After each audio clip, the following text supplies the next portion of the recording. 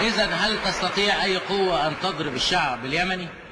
لن تستطيع أي قوة أن تضرب الشعب اليمني. فيصل فاكر إنه أيضا هيقدر يبني قوة جوية ويجيب إنجليز وبتاع. امبارح قريت خبر إنه هيعمل مطار قرب اليمن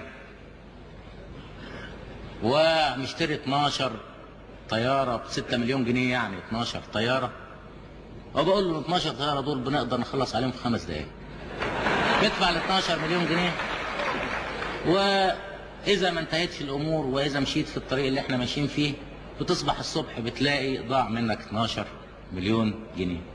واحنا في هذا ندافع عن ثورتنا، ونعتبر ان ثورة اليمن ثورتنا، ثورة العرب كلهم، وإلا ما كناش بعتنا أبنائنا هناك ليقتلوا ويستشهدوا ويضربوا أكبر صفحات البطولة.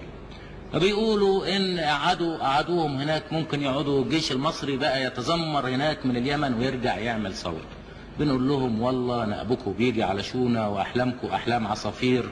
الكلام ده انتوا والإنجليز، وبل بالعكس انتوا والإنجليز بتفكروا بهذا الكلام، ولكن الجيش المصري جيش واعي، جيش وطني، جيش عربي، جيش مقاتل، جيش سائر، جيش مناضل.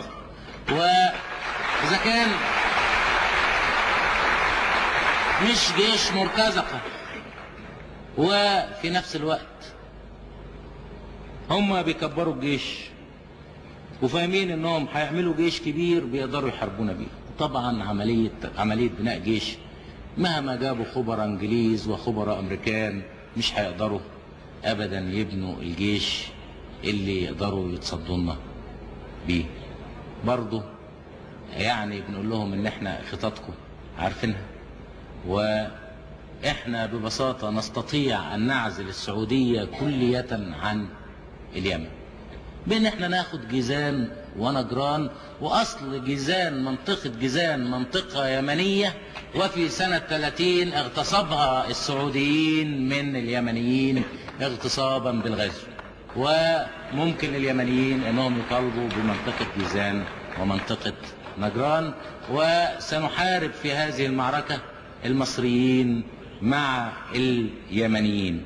إذن لن تستطيع أي قوة أن تضرب الشعب اليمني أو تضرب ثورة الشعب اليمني.